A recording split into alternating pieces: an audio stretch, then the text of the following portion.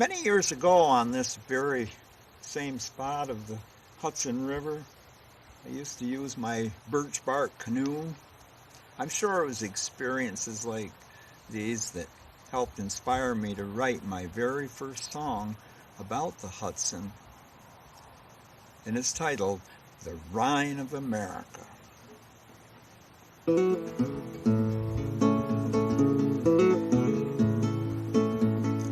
Everything has a beginning, a special purpose to serve, and beauty all its own, which can create or be reserved. Like a spring in the sky, a rippling brook it flows, casting down the rugged mountains to the villages miles below.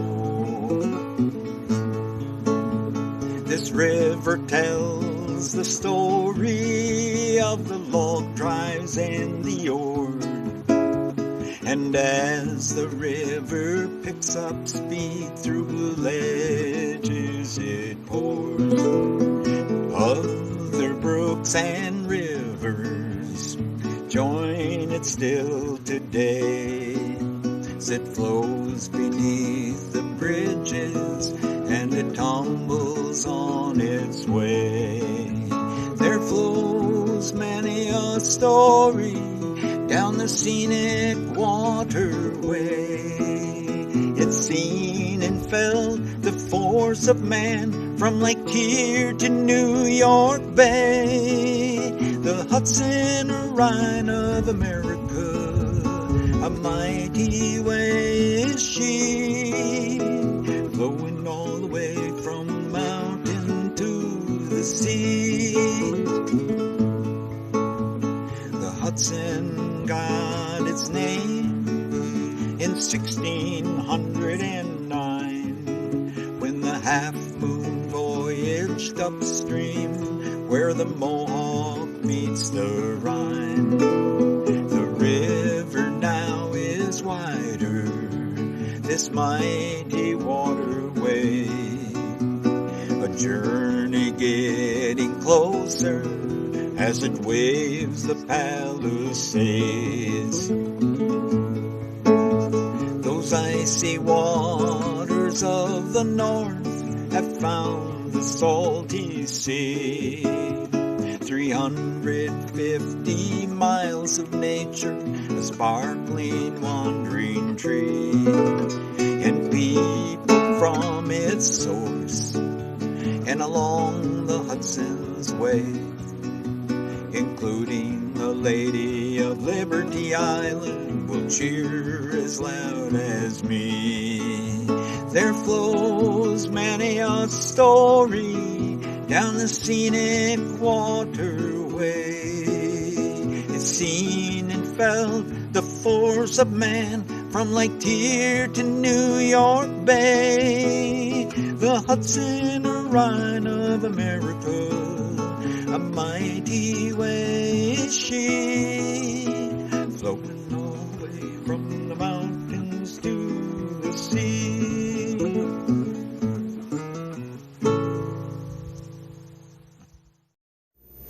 I'm here talking with Adirondack composer and classical guitarist Bill Hall. Bill is a native Adirondacker who was born in Newcomb, New York, which is in the center of the Adirondack Park. Thank you, Bill, for being willing to speak with me. It's my pleasure. Tell me what it was like growing up as a boy in Newcomb. Well, being in a small town like Newcomb, you had kind of a personal connection with everybody that lived there. You heard little stories and things. It was kind of interesting to look back on. Also, there wasn't much going on, so you had to kind of find your own amusement and activity. For me, it was the Hudson River. I liked using the birch bark canoe and fishing and just enjoying the river. It was kind of like a lot of people. It was my playground. The Hudson was my playground, and a lot of people thought that that was kind of like a paradise for a young boy. I imagine it was. Welcome everyone to a place in America here in Newcomb, New York, where I was born. I'd like to sing my theme song that I wrote many years ago, titled Place in America.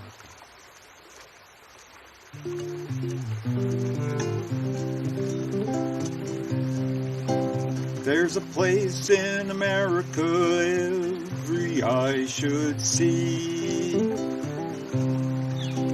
where the mountains touch the clouds and stand so Adirondackly. Brooks pouring down their sides into the valleys where they will hide, bringing waters to the lakes below till they overflow. The Adirondack Mountains, a home for which we stand. They're a fountain of life for our little children, touching people everywhere, any way it can. It's part of America, being free like the wildwood, a home for man.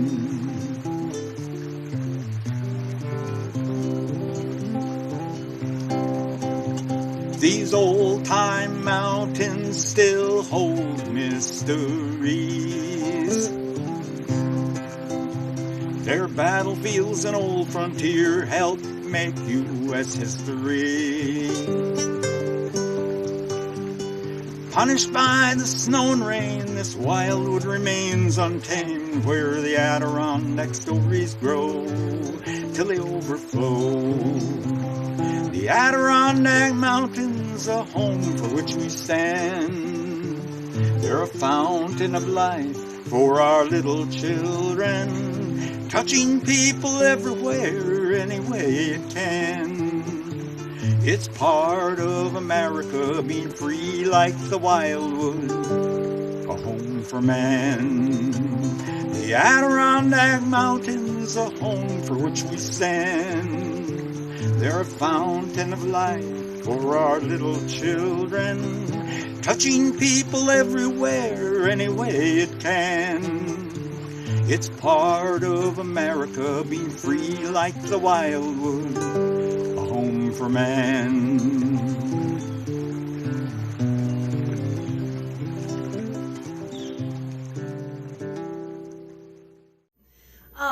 Were your parents musical? My mother played the piano and used to sing to my brother and I a lot. And she even, I used to accompany her with my guitar on songs by Hank Williams. Mm-hmm. Dad was, he appreciated music very much, but he was more geared into nature. He was hunted, fished, trapped, and also guided hunting parties, which I used to accompany him a lot, and I, did everything in the woods with him, learned the ways of a woodsman. And did you guide yourself? I did, actually. At 14, I started guiding hunting parties alone. If they couldn't get Dad, they'd choose me. I'd like to play one of the most celebrated classical guitar pieces titled Romance. The composer remains anonymous.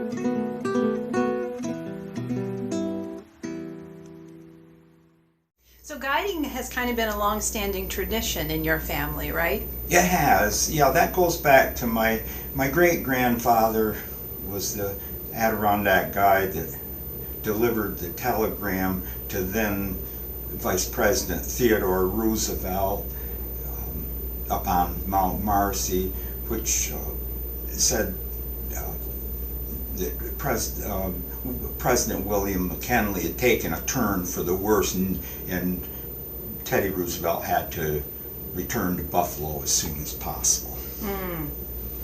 So tell me, what age were you when you got your first guitar? I was 9 years old. I received a guitar for Christmas. Mm. That was a great joy. I bet. So you always wanted to play guitar then? I did, absolutely. Mm-hmm. But your mom made you take piano lessons, right? Yeah, that didn't last too long. So did you end up taking guitar lessons? I did a few lessons, and but there wasn't anybody in the area that could teach me finger style. I had heard Chet Atkins play, and he was a finger stylist, and I knew that's what I had to do. Mm. So you basically were playing by ear then? Yes, I was. Mm-hmm. I was inspired to write this song while looking down on Blue Mountain Lake during the fall season of the year. It's titled, Blue Mountain Lake, I Sing to You.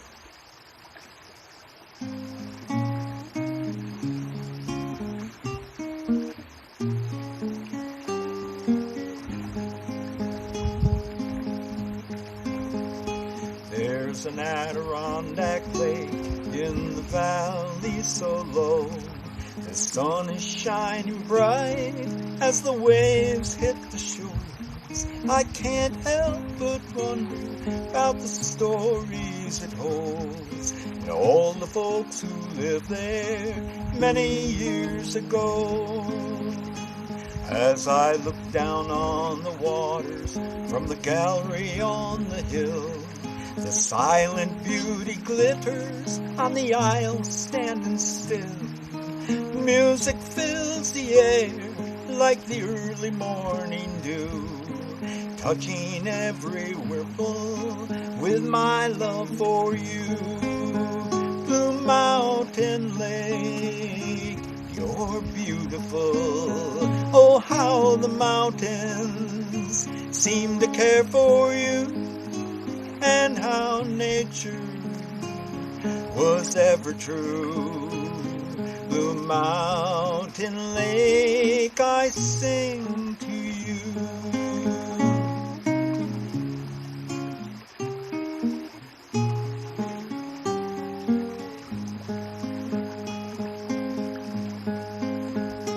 When I glanced one more time on Blue Mountain Lake, I could see autumn's gold giving way to snowflakes. I could feel the cool wind blowing across the lake from shore to shore. But the memories of Blue Mountain Lake will warm my heart once more. Blue Mountain Lake, you're beautiful. Oh, how the mountains seem to care for you, and how nature was ever true. Blue Mountain Lake, I sing to you. Blue Mountain Lake, you're beautiful. Oh, how the mountains seem to care for you, and how nature was ever true. Blue Mountain Lake, I sing to you. Blue Mountain Lake, I sing to you.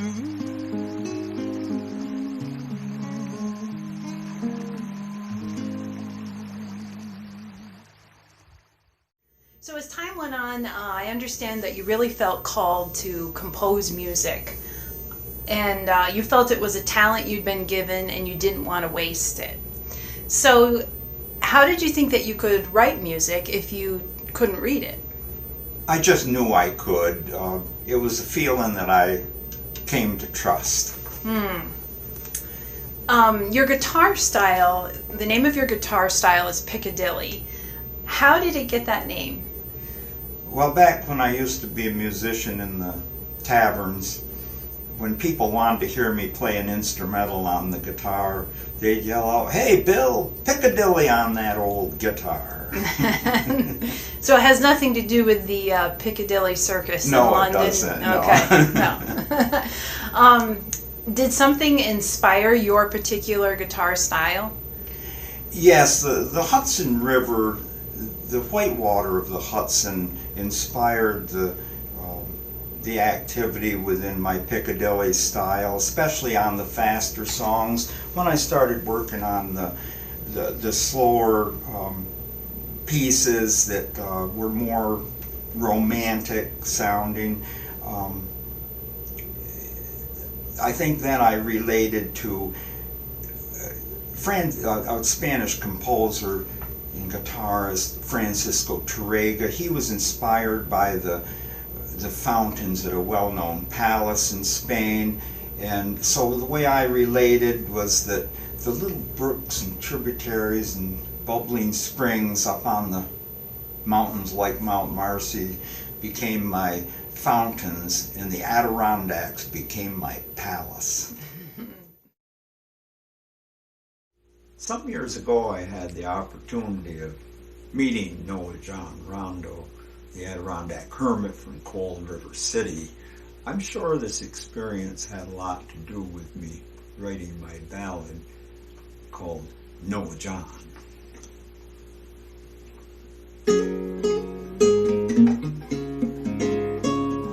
Noah John left Jackson Hill when he was just a lad. Times were tough, money was scarce, and things looked bad. So Noah ventured deep in the mountains where he loved all alone.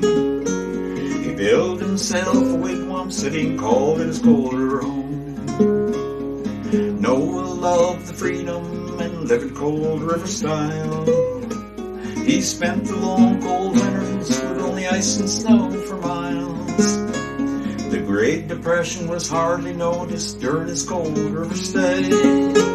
He stroked his beard and said, "What a bad year, things get better one day." Noah was a hermit who lived in the woodland a little over 30 years. He wore deerskin suit with bare teeth buds, never showed any sign of fear. Noah John was the mayor of Cold River City, opposition none. Noah John was the mayor of Cold River City, population 1.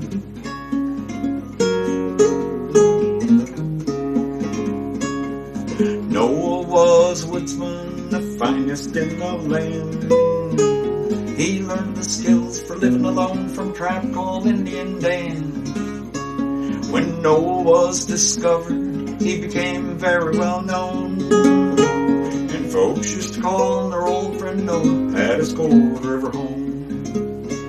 When Noah John departed, his footsteps couldn't be heard. Nature felt bewildered, he left without a word. The chickadees were nestled as the wild animals roamed, and a friendly old hermit had but memories of his Cold River home. Noah was a hermit who lived in the woodland a little over 30 years. He wore a deerskin suit with bare teeth buds, never showed any sign of fear. Noah John was the mayor of Cold River City, opposition none. Noah John was the mayor of Cold River City, population 1. Noah John was the mayor of Cold River City, population 1.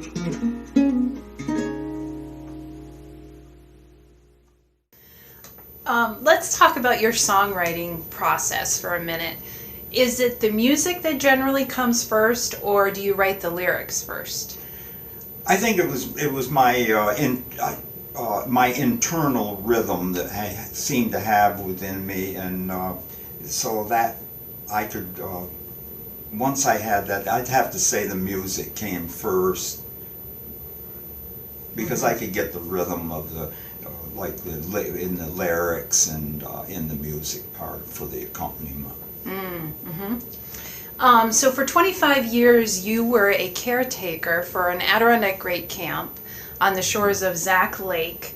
Tell me how that ended up shaping your music. Well, that was where being out in nature all the time was a big part of my inspiration. Also, when that was where my Adirondack concerts actually started, playing for the owners and their guests.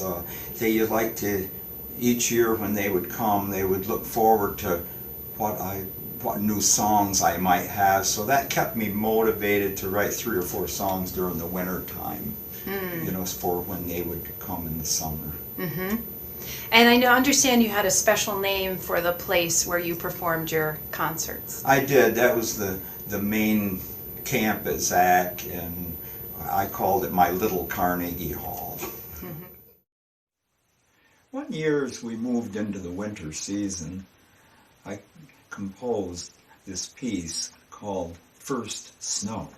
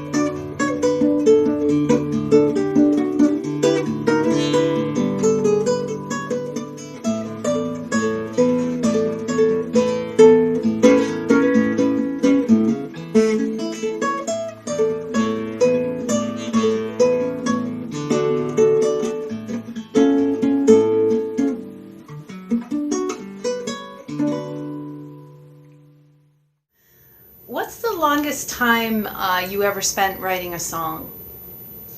That would have to be, I would say, You Fill My Heart with Song. I used to write a lot of titles on for possible songs, and the first time I tried to write a love ballad from the You Fill My Heart with Song, it didn't turn out very good. So I basically put it up on the shelf for a few years, and then one day I just felt like grabbing that title, and I wrote the love ballad. It came together fairly fast, and it became, in fact, it's on one of my videos. So now you have me curious, what is the fastest that you ever wrote a song? Oh, that would have to be when the family went down to the local grocery store. They probably were gone about an hour and a half, and when they came back, I had written Singing a Wandering Song. I played it for them.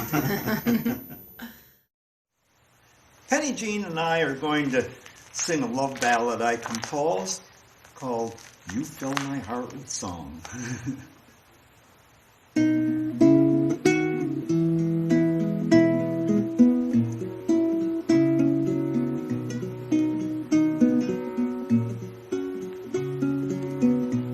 Words don't describe the love I have inside, though my dreams paint pictures of you.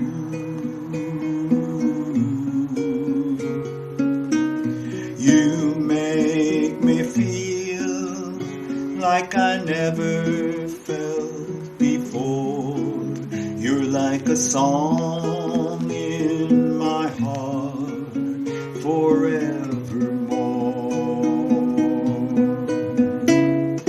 I can live forever like a song,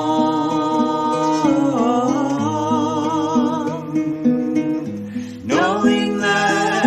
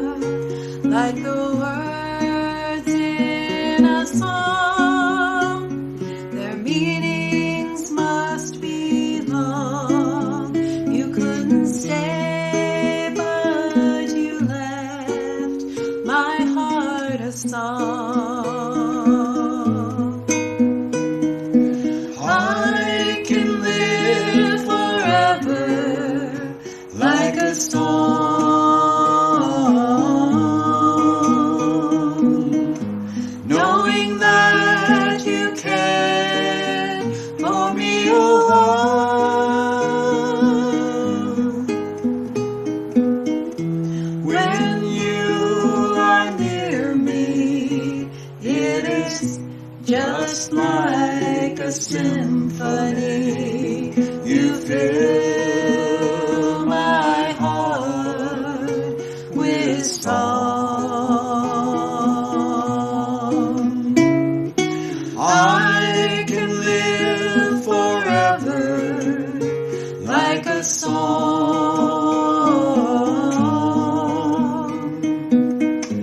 knowing that you care for me a while.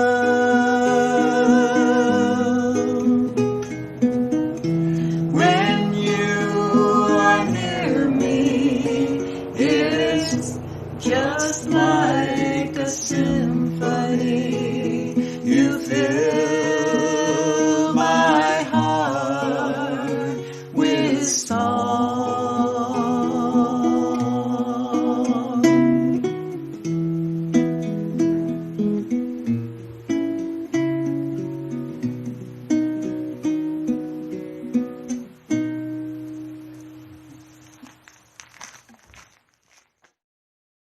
I've heard you say that you feel that music has saved you.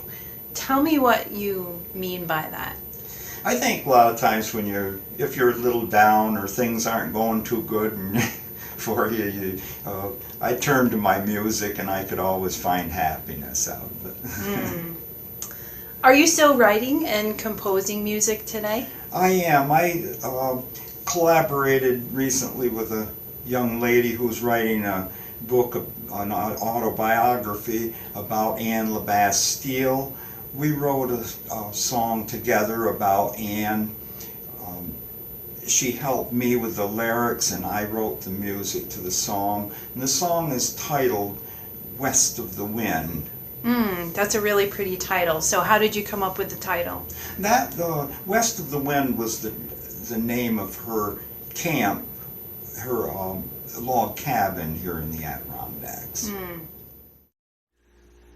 Thanksgiving Interlude is an instrumental I composed for my children, Jason and Mary Ellen.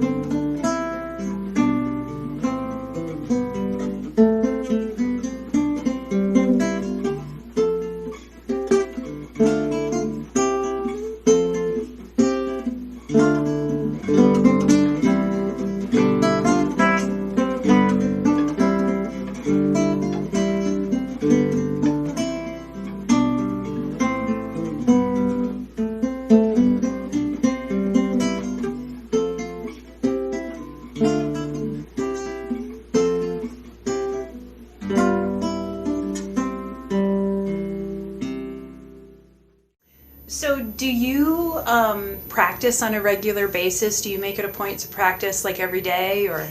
Well, back years ago in the development of the classical guitar study, and I would spend sometimes up to 16 or 17 hours on different music and supplements that went along with the guitar study, and but now I probably spend about 2 hours in the evening of organized practice on my repertoire. So besides having a good practice regimen, do you have any advice that you'd give beginning musicians? I think that everybody has a hidden talent within them, and I think the earlier that they can discover that talent, it's to their advantage to learn to be themselves and to be able to develop their own style, which is important. So I think that, and it doesn't really matter, I don't think, what occupation it could be. It could be a musician, or it could be a carpenter, or just about anything they really want to do. Yeah, so take your talent and be yourself with it. Is there anything that you still wish to accomplish with your music? Well, yes, I like to keep trying to come up with new guitar licks, and I'm basically Still trying to get it right. I'd like to share one of my love ballads with you, named Words Don't Come So Easy, and I've asked Penny Jean to help me sing it.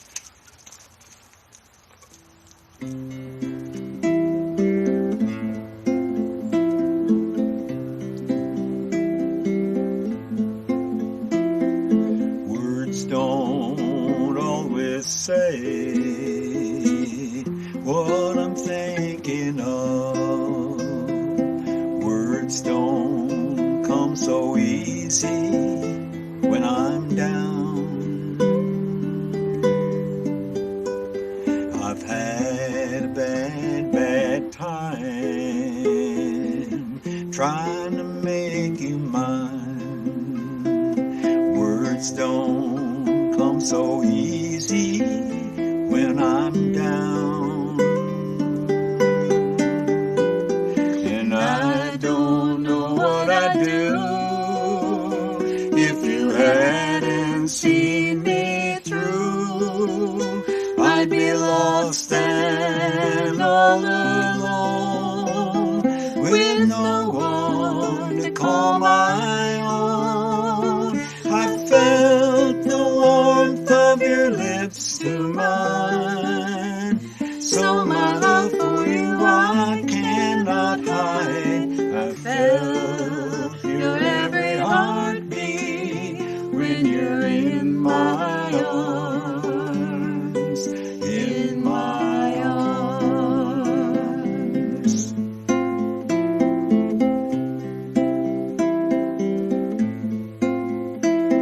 The emptiness I feel when you're gone from me. Words don't come so easy when I'm down. Time is so special with the one you love. Words don't come so easy when you're down. And I don't know what I'd do if you hadn't seen me through. I'd be lost and all alone, with no one to call my own. I felt the warmth of your lips to mine, so my love for you I cannot hide. I felt your every heartbeat when you're in my arms. And I don't know what I'd do if you hadn't seen me through. I'd be lost and all alone, with no one to call my own. I felt the warmth of your lips to mine, so my love for you I cannot hide. I felt